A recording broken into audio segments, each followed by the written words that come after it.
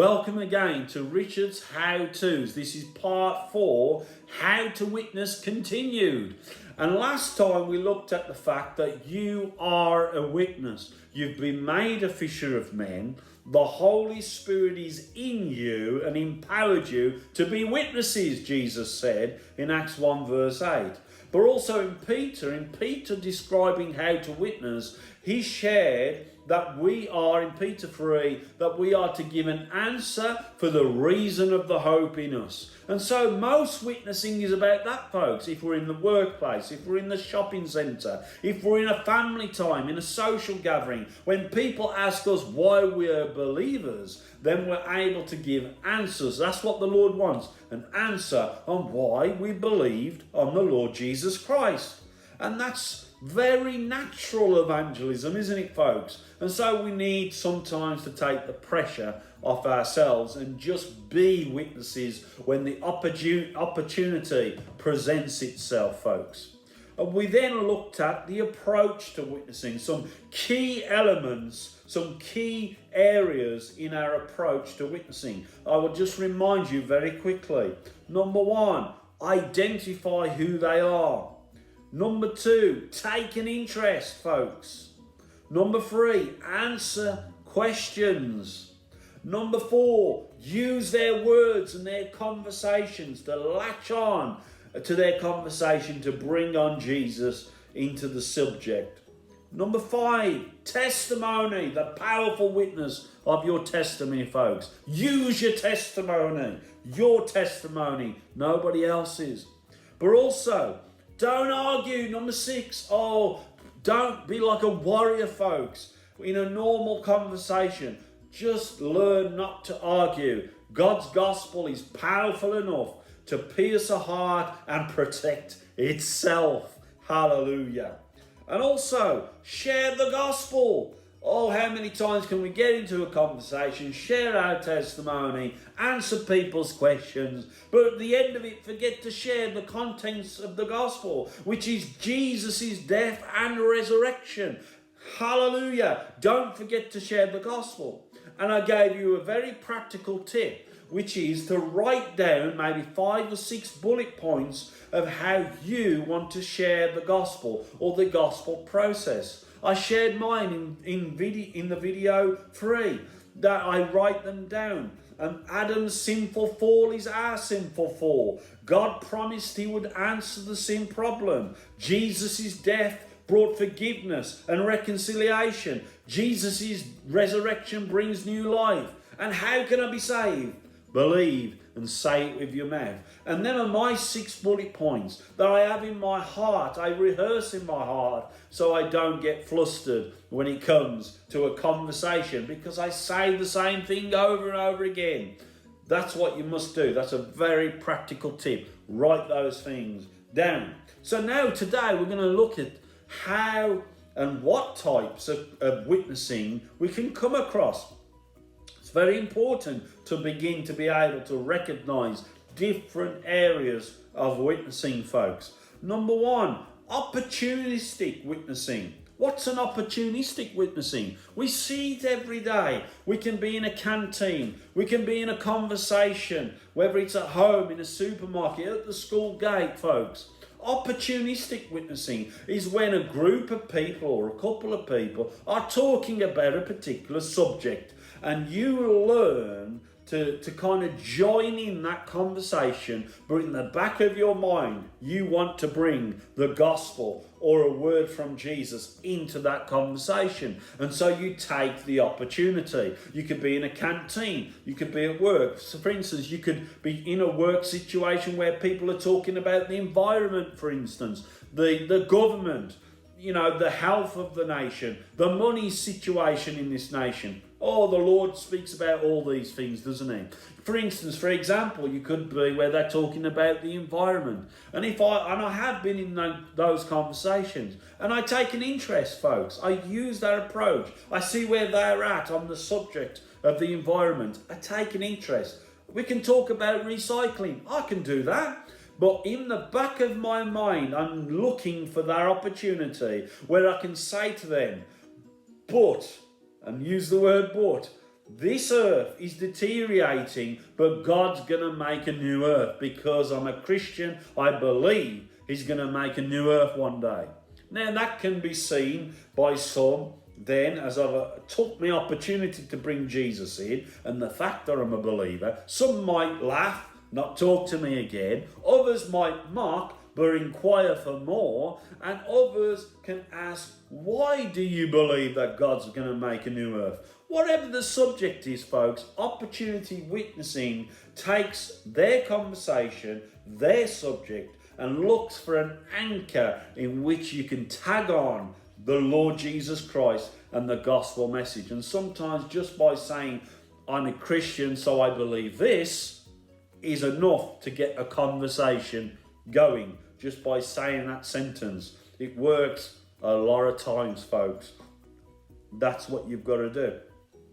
What about conversational witnessing, which is the second type of witnessing? Conversational witnessing. This is where somebody who knows you're a Christian, maybe you've took an opportunity in a canteen or a work environment or a family situation, and you've kind of crept into their conversation and took an opportunity.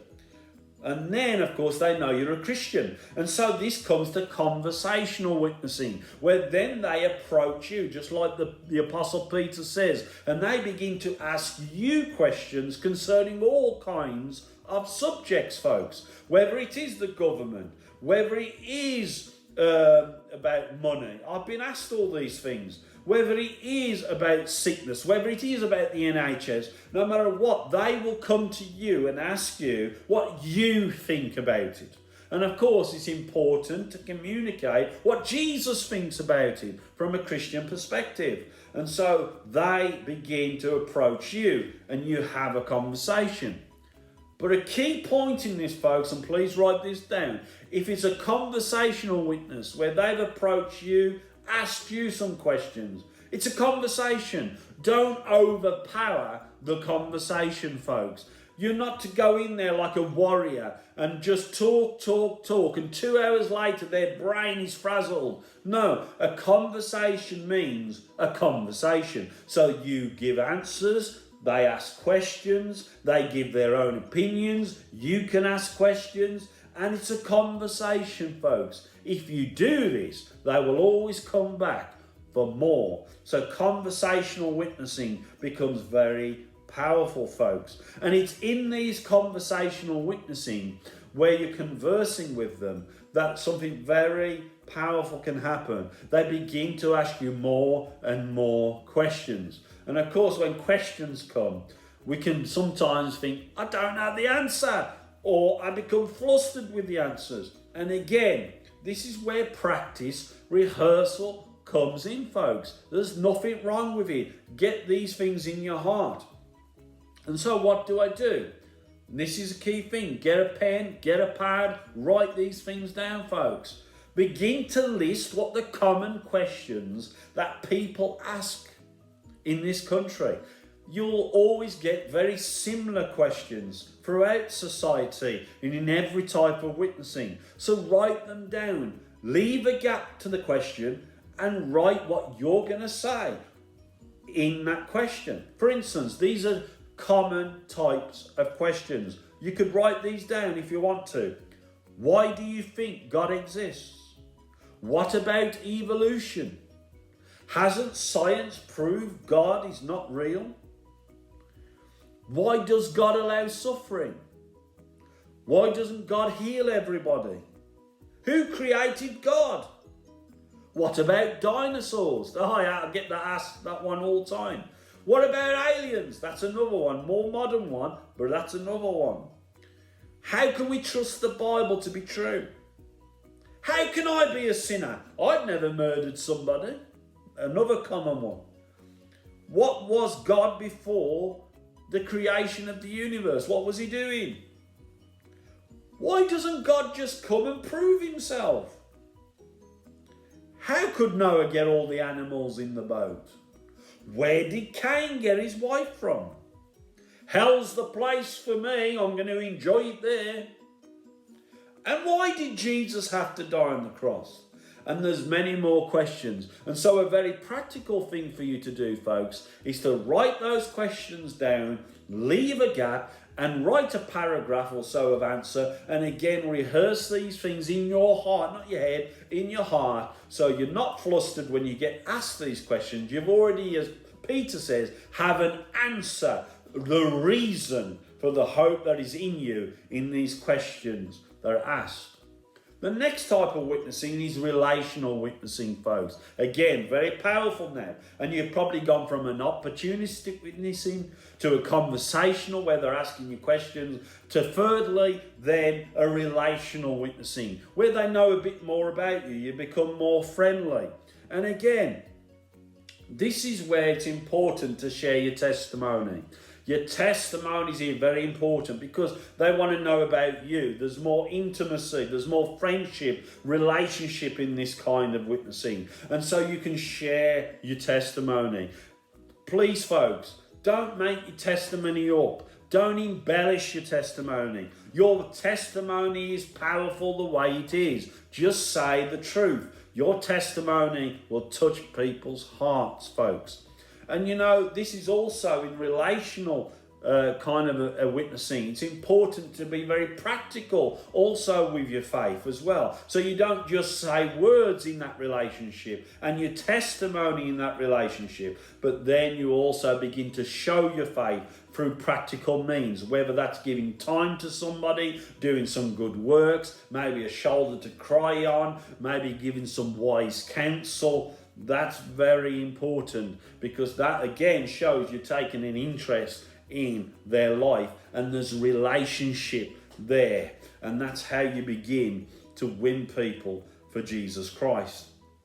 And finally, power witnessing. And this is for those folks who are a little bit more confident maybe, who go out and use words of knowledge and the gifts of the Spirit and pray for the sick. And kind of go out with the tracts maybe and share more in a confrontational style, or going out with the gospel into the world situation in a maybe a different environment they used to. And that's powerful too. And we must learn to be ready in all this. But always remember, don't argue. Remember that, folks, in the approach to witnessing. And so all these things, if you take the types of witnessing, if you take the approach to witnessing, if you learn to write the questions that people may ask you and get the answers down and have them in your heart. And also if you write down, remember from the other video, you write down what the bullet points of the gospel are and you rehearse these things. With these two things combined, the approaches and the types and styles of witnessing, put them together, you'll be a powerful witness, folks. And so that's it for how to be a witness. And I just want you to encourage you to go out there, keep having a go, keep sharing your faith, and it will touch people's hearts. Remember to comment, remember to give me the thumbs up, and until next time on Riche's How To's, God bless you.